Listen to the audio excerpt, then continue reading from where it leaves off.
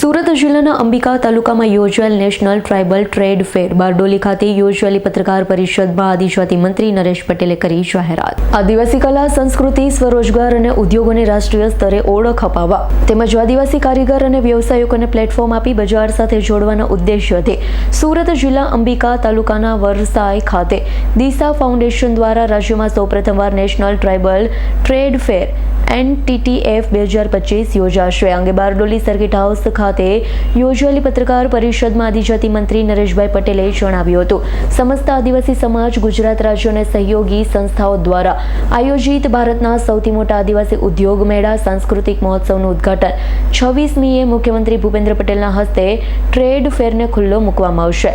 મહુવાના ધારાસભ્ય મોહનભાઈ ડોડિયા, માંગરોળના ધારાસભ્ય ગણપતિસિંહ વસાવાની ઉપસ્થિતિમાં બારડોલી સર્કિટ હાઉસ ખાતે યોજાયેલી પત્રકાર પરિષદમાં મંત્રીએ કહ્યું હતું કે તારીખ 26 થી 29 ડિસેમ્બર 2025 દરમિયાન સવારે 10 થી રાત્રે 11 કલાક દરમિયાન આયોજિત આ ટ્રેડ ફેર અને સાંસ્કૃતિક સમારોહમાં 3 લાખથી વધુ લોકો જોડાશે.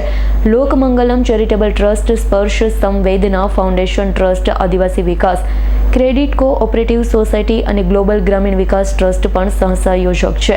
ઉદ્યોગ મેળામાં કેન્દ્ર સરકારના 4 કેબિનેટ અને રાજ્યમંત્રી, દેશના 5 રાજ્યોના આદિજાતિ મંત્રી, આદિવાસી સાંસદ, ધારાસભ્યો ઉપસ્થિત રહેશે. NTTFના મુખ્ય આકર્ષણોમાં 350થી વધુ સ્ટોલમાં પરંપરાગત હસ્તકલાથી લઈ વિશાળ બિઝનેસની ચીજવસ્તુઓનું વેચાણ સપ્રદર્શિત થશે. 90 પરંપરાગત આદિવાસી ખજાના સ્ટોલ, 1000થી વધુ બિઝનેસ સાહસિકો જોડાશે. 10,000થી વધુ વ્યવસાયકારો, ધંધાર્થીઓ, બિઝનેસ ઓનરનું નેટવર્ક બનાવવાનું એક મોટું પ્લેટફોર્મ બનશે. મુખ્ય આશય આત્મનિર્ભર ભારત, આત્મનિર્ભર ગુજરાત, આત્મનિર્ભર આદિવાસી બને તેનું છે.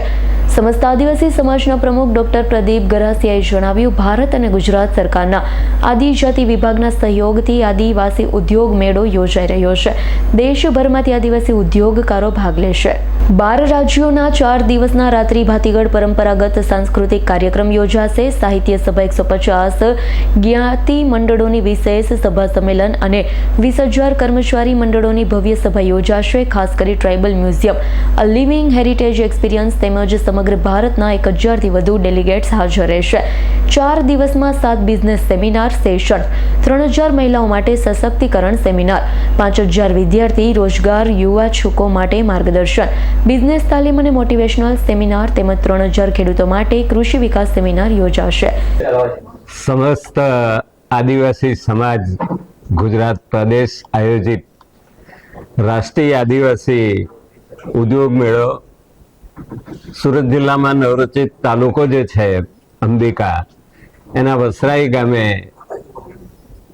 દિશા ફાઉન્ડેશનના સાનિધ્યમાં થઈ રહ્યો છે. ત્યારે દેશભરના ઘણા બધા ઉદ્યોગ સાહસિકો અહીંયા આગળ આવવાના છે. એમનું માર્ગદર્શન લઈને આ વિસ્તાર અને સમગ્ર દેશના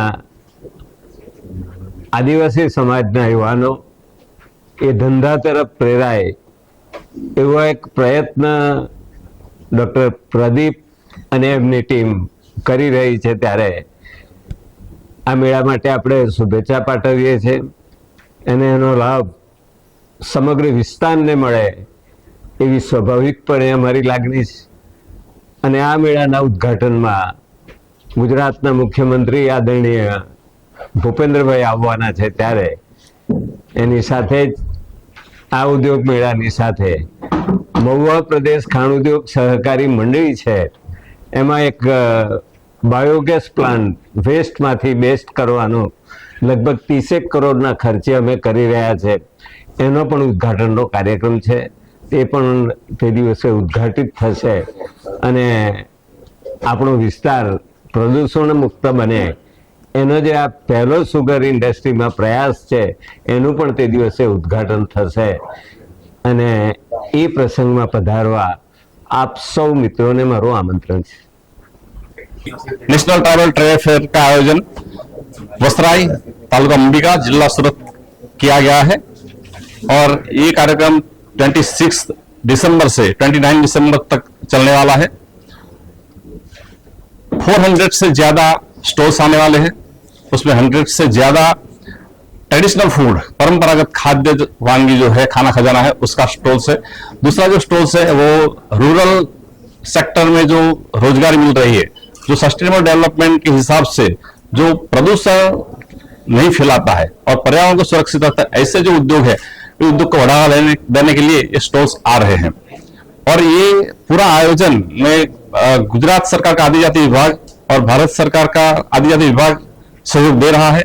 और ये दूसरी जो खास बात है कि भारत देश की सबसे प्राचीन संस्कृति, तो उसको उजागर करने के लिए, जतन करने के लिए रात्रि को सांस्कृतिक कार्यक्रम हो रहा है।